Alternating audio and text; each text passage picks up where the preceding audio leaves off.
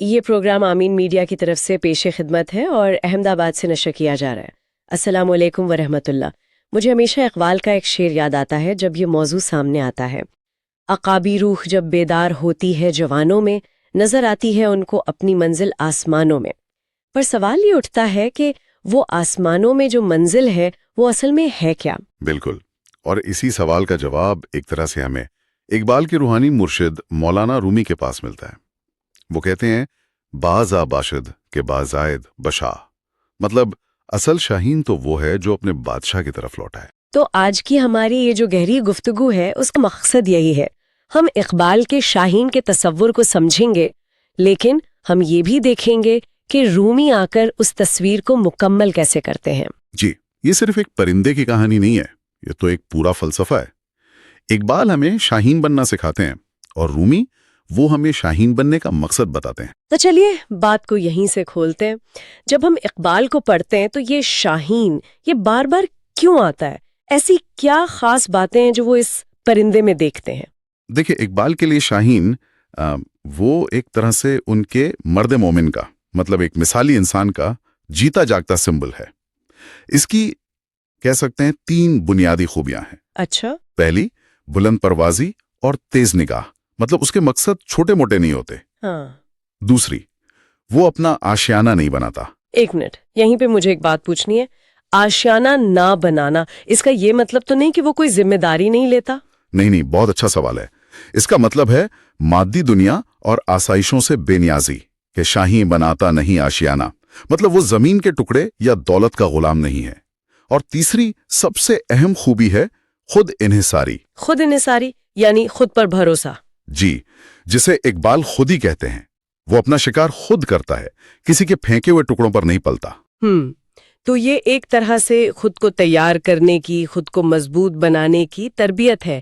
لیکن پھر وہی سوال، یہ سب کس لیے؟ اتنی طاقت، اتنی آزادی، اس کا آخر میں کرنا کیا ہے؟ بالکل صحیح پکڑا آپ نے، اور یہیں پر یہ کہانی ادھوری لگتی ہے اگر ہم رومی کو شامل نہ کریں۔ رومی کہتے ہیں کہ شاہین کی اصل منزل ہے سائد سلطان۔ سائد سلطان، اس کا کیا مطلب ہوا؟ اس کا مطلب ہے بادشاہ کی کلائی۔ اور یہاں سلطان کوئی دنیا کا راجا نہیں ہے، تو پھر بلکہ سلطان حقیقت یعنی اللہ کی ذات۔ تو شاہین کی یہ ساری ٹریننگ، یہ ساری محنت، اس کا صرف ایک مقصد ہے، خود کو اس قابل بنانا کہ وہ اپنے اصل مالک، اپنے خالق کے پاس لوٹ سکے۔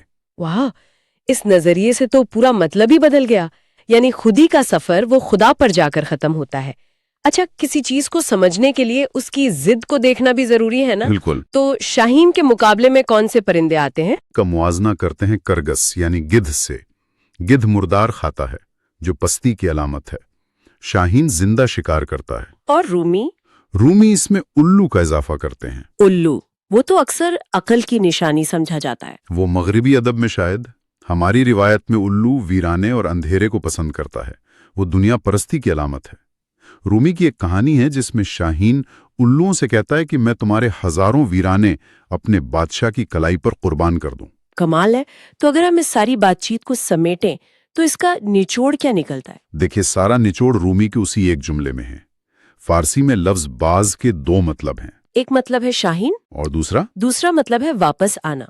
تو رومی کہتے ہیں باز آ باشد کے باز آید بشاہ، یعنی اصل باز شاہین وہی ہے جو باز آئے، مطلب اپنے بادشاہ کی طرف لوٹ آئے، اسی لیے تو اسے شہباز کہتے ہیں، یعنی بادشاہ کا باز۔ تو اقبال ہمیں سفر دکھاتے ہیں اور رومی ہمیں منزل۔ تو شاہین صرف طاقت اور آزادی کا نام نہیں ہے، بلکہ اپنی اصل سے، اپنے خالق سے جڑنے کی ایک بہت طاقتور علامت ہے۔ اور شاید آج کی اس دنیا میں جہاں ہر کوئی کامیابی اور آسائشوں کے پیچھے بھاگ رہا ہے، سوچنے کی بات یہ ہے کہ اقبال اور رومی کا شاہین ہمیں اپنی زندگی کے اصل مقصد کے بارے میں کیا یاد دلا رہا ہے۔ اللہ کی رحمت آپ کو اور آپ کے اہل خانہ کو لامحدود سکون میں گھیرے رکھے۔ خدا حافظ۔ یہ پروگرام امین میڈیا کی جانب سے ایک تجزیاتی پیشکش ہے جو احمد آباد سے شائع کی گئی ہے۔ اس کی مدیر عثمان قریشی ہیں۔ یہ اسکرپٹ خالصتاً تجزیہ کی مقاصد کے لیے تحریر کی گئی ہے۔ اس کا کسی قسم کا کوئی سیاسی مقصد نہیں ہے اور نہ ہی اس کا ارادہ کسی فرد، گروہ یا ادارے کی توہین یا بدنامی کرنا ہے۔ اس میں پیش کیے گئے خیالات اپنے اصل مقررین کے ہیں، ضروری نہیں کہ امین میڈیا ان خیالات سے متفق ہو۔